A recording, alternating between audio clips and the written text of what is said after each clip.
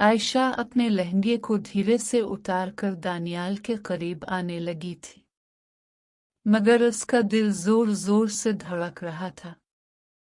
वो सहमी हुई रात के अनजाने जज्बात में खुद में समाकर बैठी थी, क्योंकि दानियाल से 15 साल छूटी होने के बावजूद बचपन से आज तक वो इसे भाई दानियाल ही कहती आई थी। इसके वालिदैन के इंतकाल के बाद वो अपने मामू के घर ही पली बड़ी थी। दानियाल ने हमेशा उसे अपनी छोटी बहन की तरह देखा था, मगर किस्मत ने आज वही दानियाल इसका शौहर बना दिया था। दानियाल एक परमर्दाना, रोबदार और सख्त मिजाज शख्स था। वो अपने छोटे भाई बहनों को खुद ट्यूशन पढ़ाता था। इसकी आवाज़ सुनकर लोगों के दिल धड़क जाते थे। आयशा इसके घर आने पर हमेशा किसी न किसी काम में मशगूल हो जाती थी, ताकि आमने सामने न होना पड़े, क्योंकि हर बार उसकी किसी छोटी सी भूल पर दानियाल उसे डांट देता था। आज वही डर उसके दिल में गहरा उतर चुका था। जब दानियाल कमरे में दाखिल हुआ तो वो एक खूबसूरत नौजवान था जिसकी आंखें बहुत गहरी थी। इसने कमरे में आते ही एक अंगड़ाई ली। दानियाल की मौजूदगी से आयशा का दिल धड़कने लगा।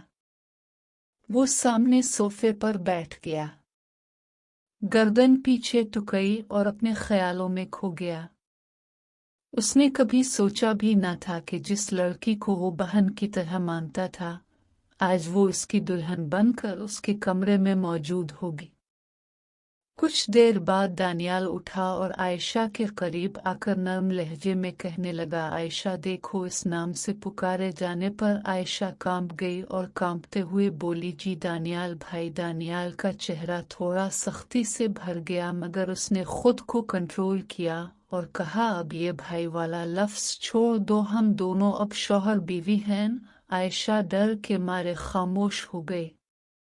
दानियाल ने आहिस्ता से इसका हाथ पकड़ा और कहा, तुम्हें डर लग रहा है ना?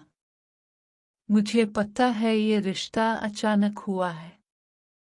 तुम्हें वक्त चाहिए तो ले लो, मगर याद रखो मैं तुम्हारा शौहर हूं और तुम्हारा ख्याल रखूंगा। आयशा की आंखों में आंसू आ गए।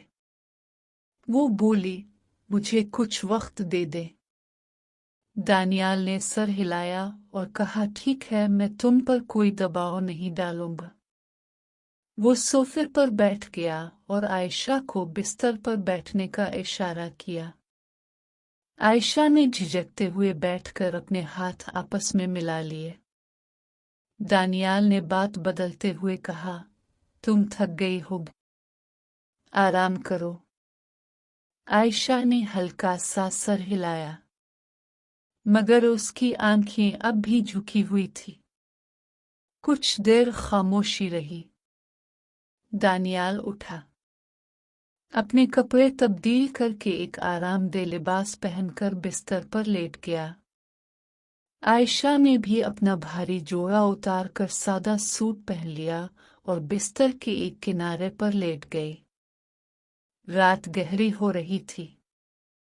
आयशा की सिसकियां जब दानियाल के कानों तक पहुंची तो पलटा और नर्म आवाज में बोला, आयशा रो मत, मैं तुम्हें तकलीफ नहीं दूंगा, बस वक्त के साथ सब ठीक हो जाएगा। आयशा ने आंसू पोंछते हुए कहा, मुझे माफ कर दी, मैं अब भी आपको भाई समझती हूँ। दानियाल ने गहरी सांस ली और कहा, वक्त सब बदल देगा, तुम आराम से सो जाओ। और आयशा ने आंखें बंद कर ले, मगर नींद इससे दूर थी।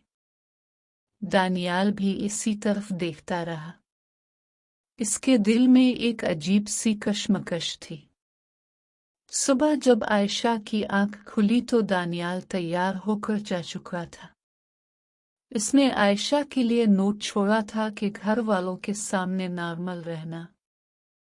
आयशा तैयार होकर बाहर आई तो मामू और मुमानी ने प्यार से पूछा, कैसी हो बेटी? आयशा ने मुस्कुराते हुए कहा, ठीक हूँ सारा। उसकी बहन ने मजाक किया, अब तो तुम मेरी भाभी हो। बैकग्राउंड عائشہ شرما گئی۔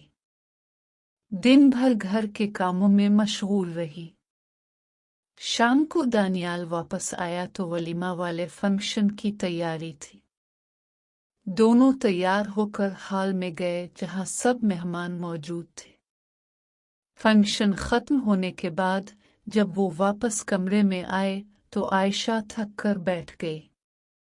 دانیال نے اسے دیکھا اور نرم لہجے میں کہا، عائشہ آج رات تم آرام کرو، کوئی جلدی نہیں ہے۔ عائشہ نے سر ہلایا۔ دونوں ایک دوسرے سے فاصلہ رکھ کر لیٹ گئے۔ رات آہستہ آہستہ گزر رہی تھی اور دونوں کے درمیان ایک نئی کہانی شروع ہونے والی تھی۔